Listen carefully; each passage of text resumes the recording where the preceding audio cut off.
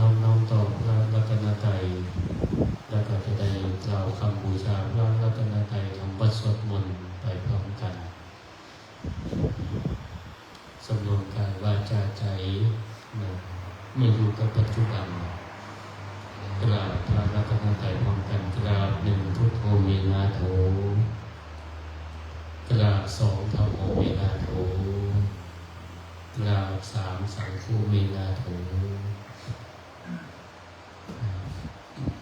เป็นเสียงดังๆบ้างพร้อมกัน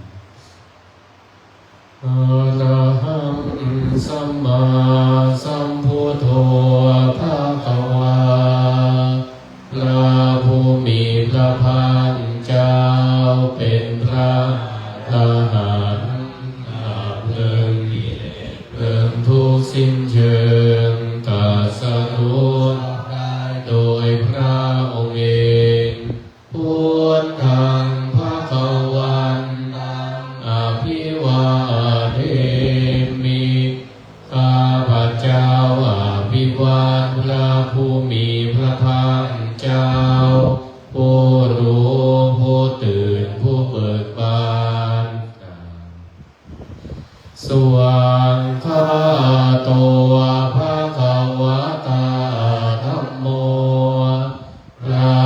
ธรรมเป็นธรรมที่พระผู้มีพระภาคเจ้าตรัสไว้ดีแล้วธัมมังนัมมัสสามิข้าพเจ้านมัสการพระธรรมกล่าวสุปฏิปันโนภะคะวะโตสาวกสังโฆพระสงฆ์สาวกของพระผู้มีพระภาคเจ้าปฏิบัติดีแล้วสังฆังนามามิข้าพเจ้าน้อมพระสงฆ์อันธรรมยพุทธัสสะภะคะวะโตปุพพาคณมการังกาโรมาเสนะโมตัสสะภะคะวะโตน้อมแด่พระผู้มีพระภาคเจ้าพระองค์นั้นอะระหะโตซึ่งเป็นผู้ไกลจากกิเลสสัมมาสัมพุทธัสสะตรัสรู้ชอบได้โดยพระองค์เองนะโมตัสสะภะคะวะโตน้อมแด่พระผู้มีพระภาคเจ้าพระองค์นั้นอะระหะโตซึ่งเป็นผู้ไกลจากกิเลสสัมมาสัมพุทธัสสะ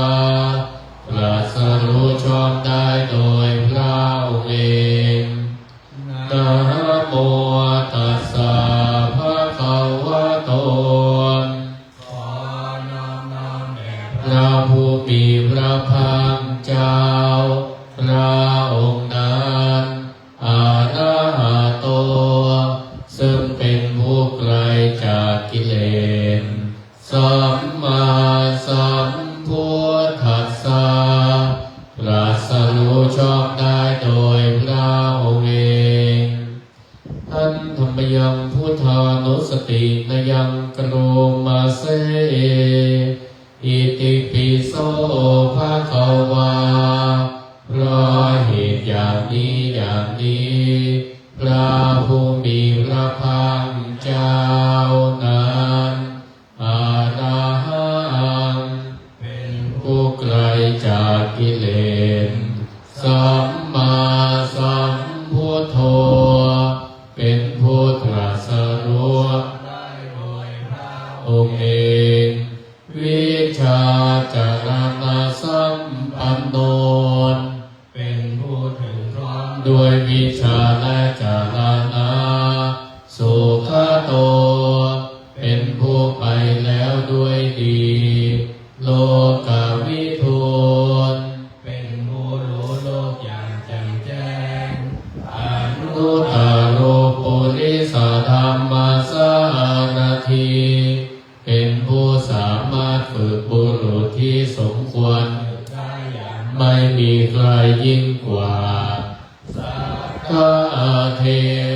มนุสานังเป็นครูผู้สอนของเทวดาและมนุษย์ทั้งหลายพุทโธเป็นผู้รู้ผู้ตื่นผู้เบิกบานด้วยธรรมภควาติเป็นผู้มีความจำเริญคำสั่งสอนศาสตร์ดังนี้กายเยนวาจายวเจตสวานด้วยกายก็ดีด้วยวาจาก็ดีด้วยใจก็ดีพุทเทกุกัมมังปะกตังมยายังติเตียนนันใดที่ข้าพระเจ้ากระทำแล้วในพระพุทธเจ้าพุทโธปฏิคันหาตุอจจยันตังพุทธเจ้าจงงดซึ่งโทษล่วงเกินนานๆกาลันตะเลสัมมริตุงวะพุทเทนสำรวมระวังในพระพุทธเจ้าในการต่อไปท่านธรรมยังธรรมานุสตินยังกโรมาเสสวาคาโตภะคะวะตาธัมโมพระธรรมเป็นสิ่งที่พระผู้มีพระภาคเจ้าได้ตรัสไว้ดีแล้วสันทิฏฐิโกเป็นสิ่งที่ผู้ศึกษาและปฏิบัติพึงเห็นได้ด้วยตนเองอากาลิโกเป็นสิ่งที่ปฏิบัติได้และให้ผลได้ไม่จำกัดการเอหิปัสสิโกเป็นสิ่งที่ควรกล่าวกับผู้อื่นว่าท่านจงมาดูเถิดโอปานายิโกเป็นสิ่งที่ควรน้อมเข้ามาใส่ตัวปัจจตังเวทิตาโพวินยูหินติเป็นสิ่งที่ผู้รู้ก็รู้ได้เฉพาะตนดังนี้กายเยนวาจายวเจตสวานด้วยกายก็ดีด้วยวาจาก็ดีด้วยใจก็ดีกุกัมมังปะกตังมยายังกรรมหน้าติเตียนนันใดที่ข้าพระเจ้ากระทำแล้วในพระธรรมโมปฏิคันหาตัวอจจยันตังขอพระธรรมจงงดซึ่งโทษล่วงเกินนานๆสัมวริตุวะธรรมเมเพื่อการสำรวมระวังในพระธรรมในการต่อไป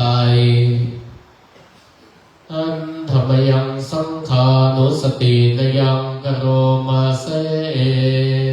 สุปฏิปันโนภะคะวะโตวะกสังโฆทรงสาวกของพระผู้มีพระภาคเจ้าปฏิบัติดีแล้วโอชุปฏิปันโนภะคะวะโต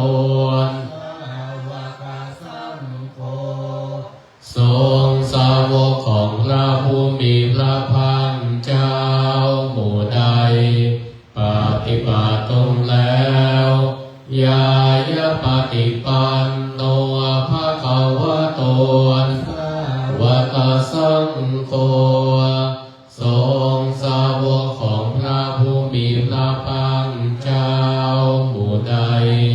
ปฏิบัติเพื่อรู้ธรรมเป็นเครื่องออกจากทุกข์แล้วสามีจิปฏิปันโนตัวสาวกสังโฆ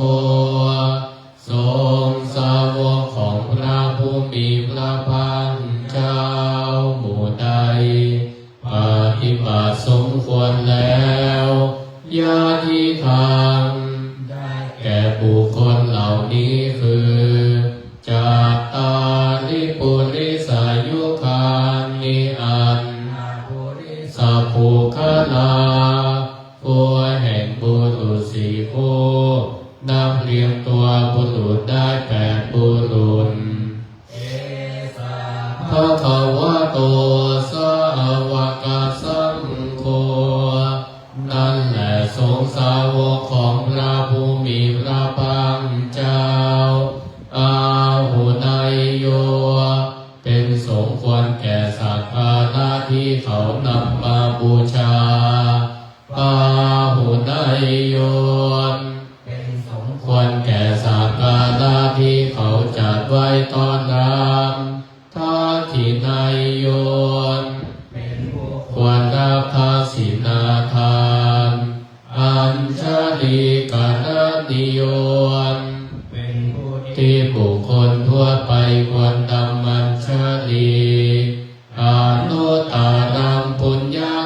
ตังโลกัสสา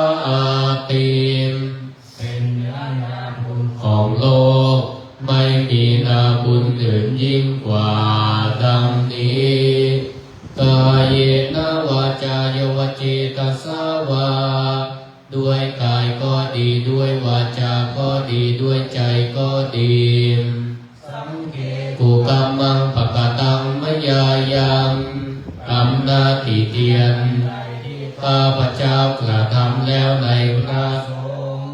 สังโฆปฏิคันหโตอัจจยันตังขอพระสงฆ์จงงดซึ่งโทษล่วงเกินนานๆการันตะเรสังวริตุงวาสังเคเพื่อการสำรวมระวังในพระสงฆ์ในการต่อไปท่านดัมยังอาปินหาปเจ้าเวคนาปาทังบนามาเสชาตาดัมโมมีเรามีความแก่เป็นธรรมดาชาลังอนัตติโตล่วงพ้นความแก่ไปไม่ได้อาญาทิธรรมโมมีเรามีความเจ็บไข้เป็นธรรมดาอาญาทิอนัตติโตล่วงพ้นความเจ็บไข้ไปไม่ได้มรณะธรรมโมมีเรามีความตายเป็นธรรมดามรณังอนัตติโตล่วงพ้นความตายไปไม่ได้สัพเพหิเมปิเยหิมนาเปหิภะโววินาภะโวเราละเว้นเป็นต่างๆคือต้องรับรักรักของชอบใจทั้งหลายทั้งปวงกรรมสกุมหีเรามีกรรมเป็นของตนกรรมทายาโท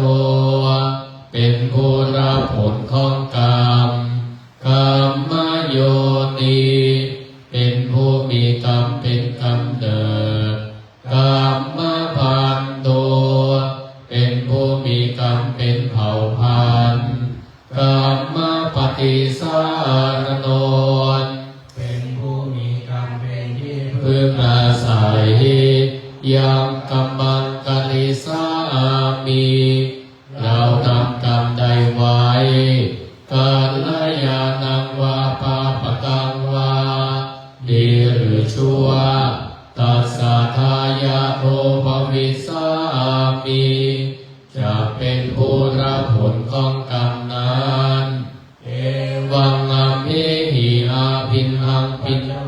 กิตาพังเราทั้งหลายพึงพิจารณาเนืองๆอย่างนี้แลท่านธัมมยังสนาพันเย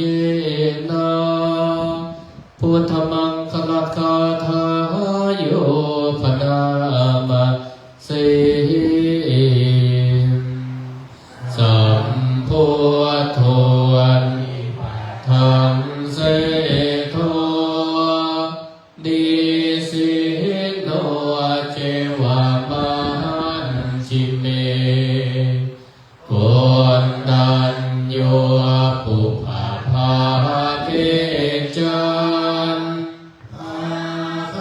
ไดเยจักหันสะโปสาลีปุตโตนทัพทิเนหารติเยอุปาณิจัง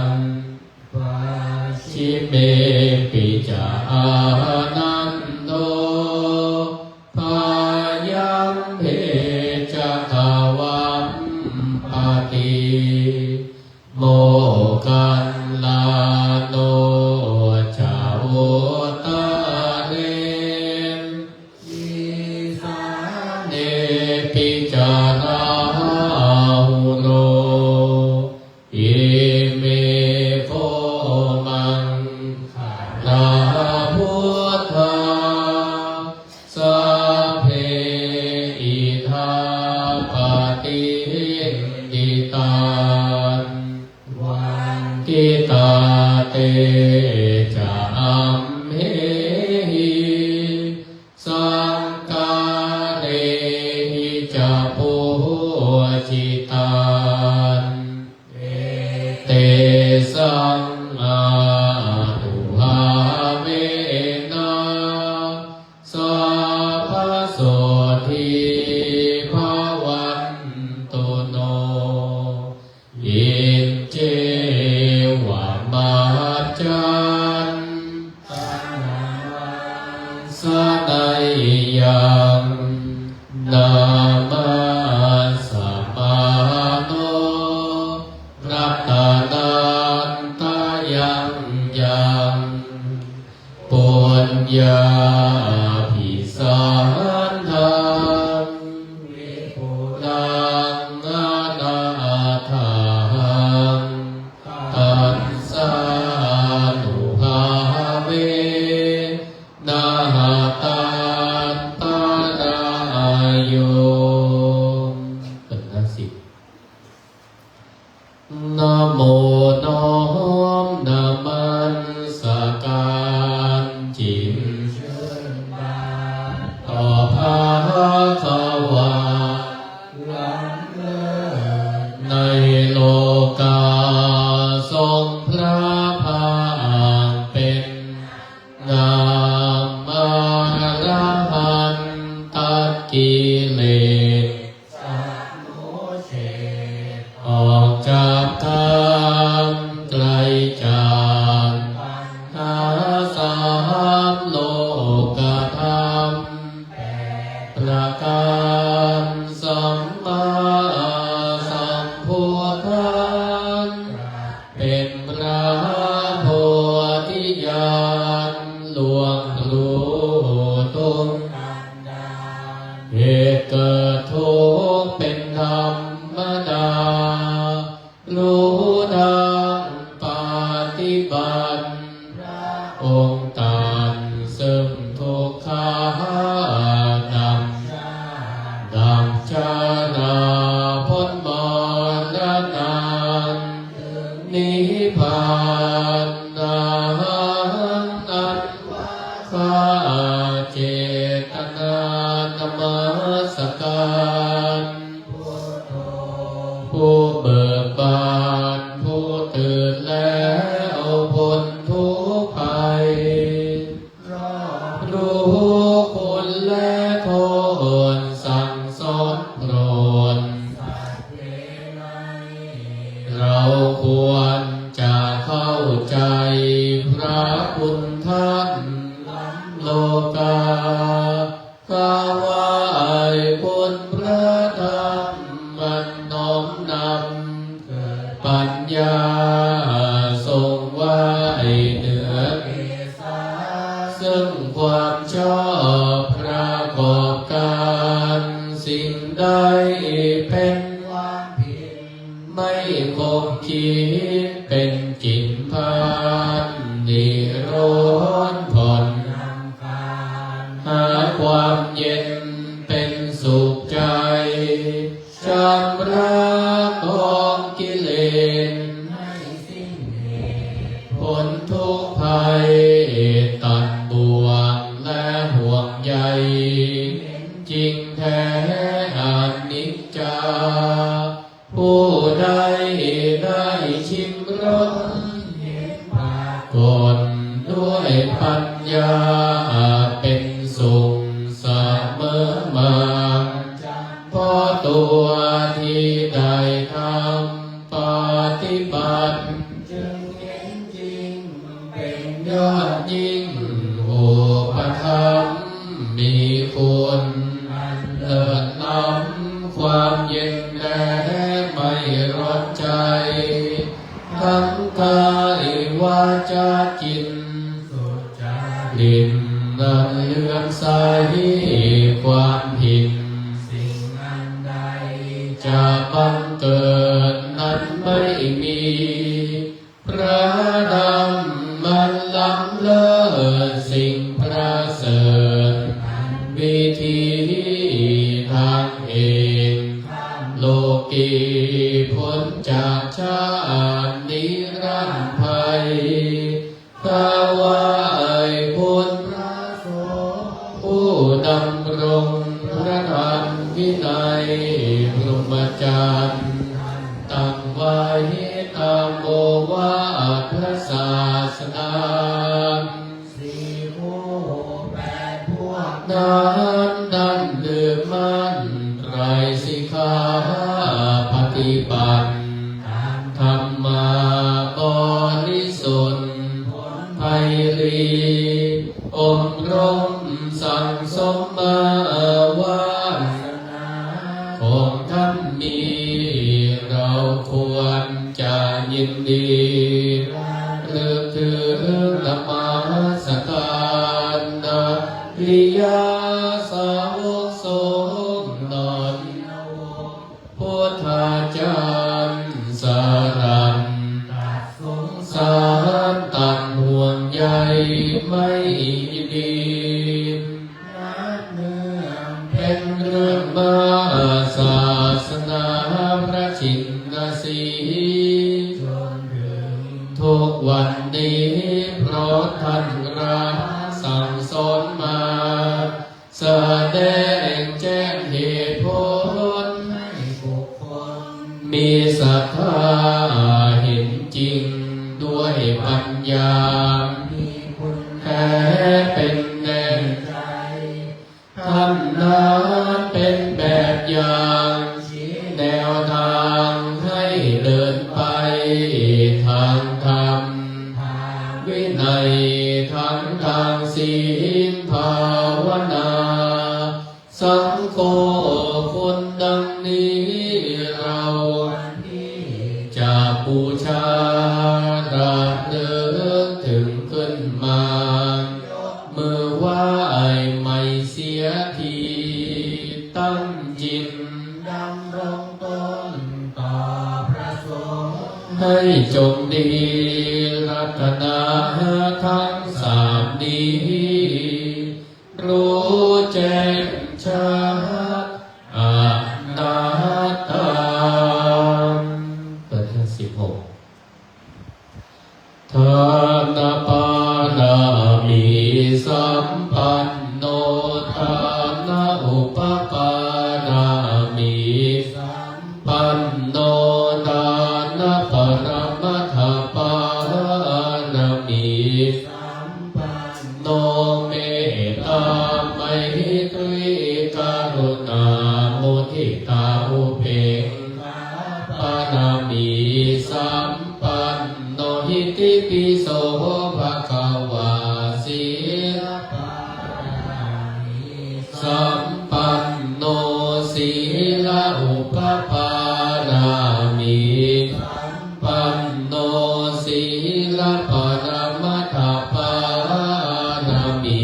สัมปันโนเมตตาไมตรีกรุณามุทิตาอุเบกขาปานามิสัมปันโนหิติปิโสภะคะวาเนคัมมะปารามิสัมปันโนเนคัมมะอุปปารามิสัมปันโนเนคัมมะปรมัตถปารามิสัมปันโนเมตตาไมตรีกรุณามุทิตาอุเบกขาปานามิสัมปันโนหิติปิโสภะคะวาปัญญาปานามิสัมปันโนปัญญาอุปปานามิสัมปันโนปัญญาปรมัตถปานามิสัมปันโนเมตตาไมตรีกรุณามุทิตาอุเบกขาปานามิสัมปันโนหิติปิโสภะคะวาวิริยาปานามิสัมปันโนวิริยาอุปปารามิสัมปันโน ปรมัตถปารมีสัมปันโนเมตตา กรุณามุทิตาอุเบกขาปรมีสัมปันโนหิติปิโสติปารามีสัมปันโนติอุปปารามีสัมปันโนขันติปรมัตถปารมีสัมปันโนไมตรีกรุณามุทิตาอุเบกขาปรมีสัมปันโนหิติปิโสภะคะวาจะปารามีสัมปันโนอุปปารามีสัมปันโนสัจจะปรมัตถปารมีสัมปันโนตรีกรุณามุทิตาอุเบกขาปรมีสัมปันโนหิติปิโสภะคะวาทิฏฐานปารามีสัมปันโนนาอุปปารามีสัมปันโนอธิฏฐานปัตปารมีสัมปันโนเมตตากรุณามุทิตาอุเบกขาปรมีสัมปันโนหิติปิโสภะคะวาตาปรมีสัมปันโนเมตตารามีสัมปันโนเมตตาปรมัตถปารมีสัมปันโนเมตตาไมตรีกรุณามุทิตาอุเบกขาปรมีสัมปันโนหิติปิโสภะคะวาปรมีสัมปันโนอุเบกขาอุปปารามีสัมปันโนอุเบกขาปรมัตถปารมีสัมปันโนเมตตาไมตรีกรุณามุทิตาอุเบกขาปรมีสัมปันโนหิติปิโสภะคะวะกัสสะปารามีสัมปันโนทัสสะอุปปารามีสัมปันโนทัสสะปรมัตถปารมีสัมปันโนเมตตาไมตรีกรุณามุทิตาอุเบกขาปรมีสัมปันโนหิติปิโสภะคะวาพุทธังสรณังคัจฉามิธัมมังสรณังคัจฉามิสังฆังสรณังคัจฉามินามิหังทำการสวดมนต์เสร็จเรียบร้อยต่อไปเป็นภาคสมาธิเจริญวิปัสสนาจัดท่านั่งให้เรียบร้อยตั้งกายตรงประนมมือกล่าวคำบริกรรมว่าตามอิมาหังพันเตภควาอัตตภาวังตุมหากังปริจจชามิข้าแต่พระผู้มีพระภาคเจ้าผู้เจริญข้าพระพุทธเจ้าทั้งหลายขอน้อมถวายซึ่งอัตภาพร่างกายนี้แด่พระผู้มีพระภาคเจ้าด้วยการเจริญวิปัสสนากรรมฐานขอเอาซึ่งวิปัสสนาญาณและอริยมรรคญาณเจ้าดวงประเสริฐจงมาบังเกิดในขันธสันดานแห่งการนั่งภาวนานี้แด่เธอ กดมือลงไว้บนตักมือขวาทับซ้ายตั้งกาย นุโลมน้อมจิตมาอยู่กับปัจจุบันสิ่งใดล่วงแล้วในอดีตก็ลืมชั่วคราวสิ่งใดยังมาไม่ถึงเป็นอนาคตก็อย่าเพิ่งไปจินตนาการอยู่กับปัจจุบันดูลมหายใจเข้าและหายใจออกของตนหายใจเข้ารู้หายใจออกก็รู้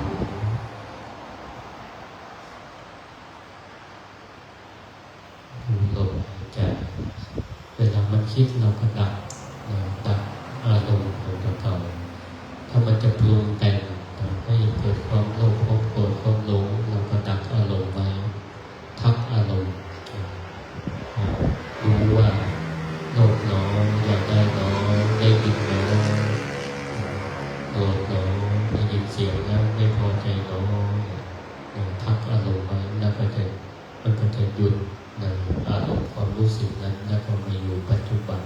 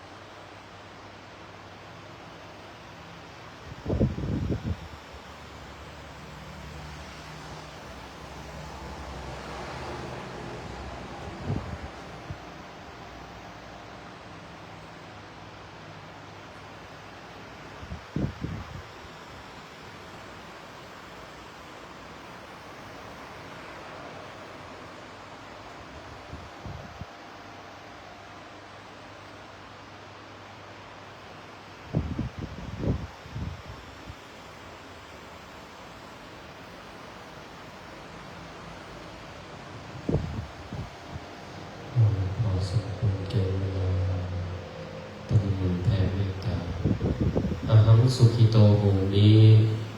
ขอให้ข้าพเจ้ามีความสุขอาหารนิทุกโกโหมิ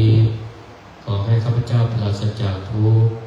อาหารอาเวโลโหมิขอให้ข้าพเจ้าปราศจากเวรภัยอาหารอภยาปัจโจโหมิขอให้ข้าพเจ้าปราศจากความพยาบาทอาหารอานิโกโหมิขอให้ข้าพเจ้าปราศจากความลำบากสุขีอาการนังปริหารามิขอให้ข้าพเจ้ามีความสุขกายสุขใจรักษาตนให้พ้นจากทุกภัยทั้งสิ้นเถิดที่ทำภาวนากัมมังนิพพานัปัจจโยโหตุเมนิจจังขอพระนิสงส์แห่งการภาวนาที่ข้าพเจ้าได้เจริญแล้วนี้จงเป็นปัจจัยแก่พระนิพพานเที่ยงแท้แด่เธอขอบุญกุศลอันเกิดจากการภาวนาที่ข้าพเจ้าได้เจริญแล้วนี้จงไปบรรลุถึงแก่ท่านผู้มีประการะคุณทั้งหลายมีมารดาบิดาผู้บังเกิดเกล้าของข้าพเจ้าเป็นต้นจงได้รับและเสวยผลให้พ้นจากทุกข์ให้ได้ถึงสุขตามสมควรแก่ฐานะของตนทุกท่านเถิดขอสัตว์ทั้งหลายทั้งปวงจงอยู่เป็นสุขอย่าได้มีเวรอย่าได้มีความเบียดเบียนอย่าได้มีความลำบากจงรักษาตนให้พ้นจากทุกภัยทั้งสิ้นเถิดสาธุต่อไปวันตาดวงวันตามิพุทธังสัพพังเมโตสังฆามาดาเมวันเทวันตามิธัมมังมาดาเมวันเทวันตามิสังฆังสัพพังเมโตสังฆามาดาเมอุปัจจาจาริเยสัพพังเมโตสังฆามาดาเมวันเทวันตามิกัมมัฏฐานังโตสังฆามาดาเมวันเทวันตามิอาราเมยังสัพพังเมโตสังฆามาดาเมวันเทวันตามิเจติยังสุปฏิทิตาสาลิลาตาตุมหาโพธิพุทธานุปังสักกาลังคาโลเกเตวะโลเกบรมมาโลเกจัมพูทิเปมสาลิลาตาตุโยเกสาธาตุโยอาราหันตาธาตุโยตาโกติจตุราสิติสาหัสเสธัมมะขันธิสัพเพสัมปันยังอาหังวันตามิสัพพะโสวันตามิพันเตปาลาทังคามาดาเมพันเตมยากาตังปุญญังสามินาสามินากาตังปุญญังไมหังตาตะปังสาธุสาธุอนุโมทามิอรหังสัมมา